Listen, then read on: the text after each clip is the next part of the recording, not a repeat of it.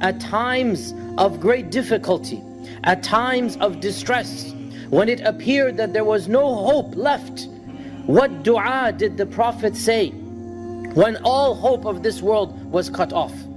It is mentioned in the Quran upon the tongue of the Prophet Muhammad ﷺ, but we know from the hadith that the Prophet Ibrahim used it before our Prophet Muhammad ﷺ. And Ibn Abbas narrated that when the Prophet Ibrahim was about to be thrown into that fire, what fire is this? This is the fire of Namrud. This is the fire that for 3 days and 3 nights it was made hotter and hotter.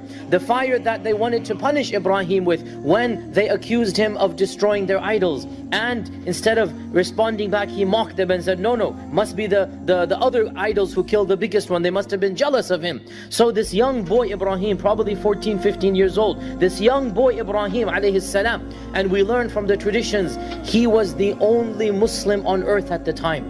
There was no other Muslim other than him at that time. And he believes in Allah and he rejects the idols. So when these evil people, when these mighty kings surround him and they tell him, unless you apologize and come back to our way, we will kill you in this manner. And they torture him for 3 days, and then they make this fire, and before they throw him in, what does he say? Ibn Abbas said, when Ibrahim was about to be thrown into the fire, he said, Hasbunallahu wa ni'mal wakeel. This is the dua of Ibrahim.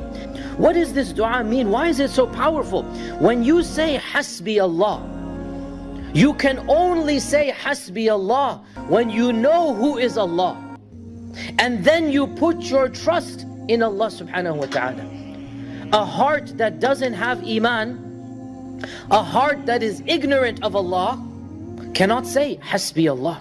When you say Hasbi Allah, you are affirming the power of Allah, the love of Allah, the fact that Allah knows who you are, what you're doing, how much you need Him. When you say Hasbi Allah, you are saying, oh Allah, I recognize that when you decide to do something, nobody can come between you and your will. There is no strength, there is no power other than you. When you say Hasbi Allah, you say, I don't care who is against me. If Allah is on my side, that's all that I need. So Hasbi Allah is something that is coming from the heart, and it is affirming the power and the protection and the might of Allah subhanahu wa ta'ala. When you say Hasbi Allah, you automatically imply, who needs anybody other than Allah? He who has Allah doesn't need anybody else, and he who has everything except for Allah has nothing. Imagine the heart of Ibrahim alayhi salam. Imagine surrounded by a city, an army.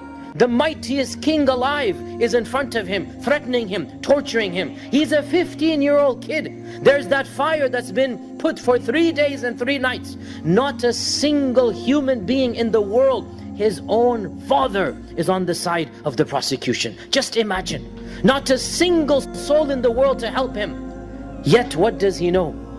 Allah will protect me. Hasbi Allah. Oh Allah, you are in charge of taking care of these mighty armies. Oh Allah, I turn to you. You will deal with this fire. You will take charge of this whole world that has gathered against me. Hasbi Allah. I only need Allah. I don't need anybody else.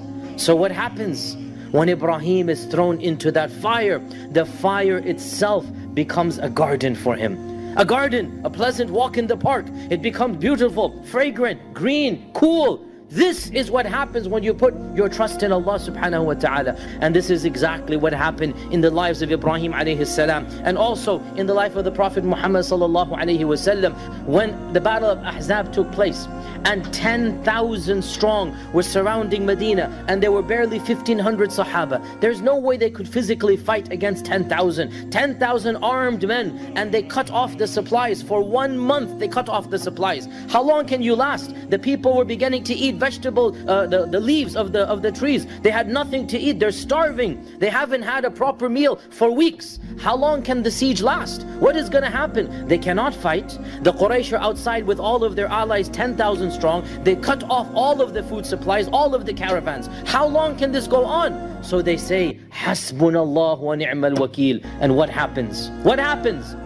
An army from the heavens comes, and 10,000 strong are rerouted, fled helter-skelter. Overnight, Because Allah Azza wa Jal sent, as He said, وَجُنُودًا لَمْ تَرَوْهَا. He sent an army, you did not see it. The wind began to blow, the thunderstorm, a tornado in the middle of the desert, and the sand was so severe and hard that they all had to flee, 10,000 strong. Can you imagine?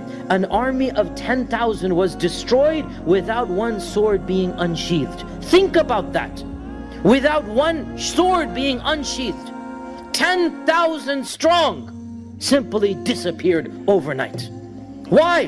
Because Hasbunallah wa ni'mal wakil. That is the power of when you trust Allah subhanahu wa ta'ala. He'll take care of an entire army and you don't even have to unsheath your sword. But as long as you show that tawakkul, as long as you recognize, oh Allah, you will deal with it, you will take care of it. Hasbi Allahu wa ni'mal wakil. And of course, I have to add here as well, that you only do this after you have done everything in your power. The Sahaba built the trench. The Sahaba armed themselves. The Sahaba were ready for battle if need be. They didn't just sit in their houses and say, Allah will take care. You do everything you can physically, and then you say, the rest is up to you, oh Allah, and really, oh Allah, I only need you. Hasbi Allahu wa ni'mal wakil.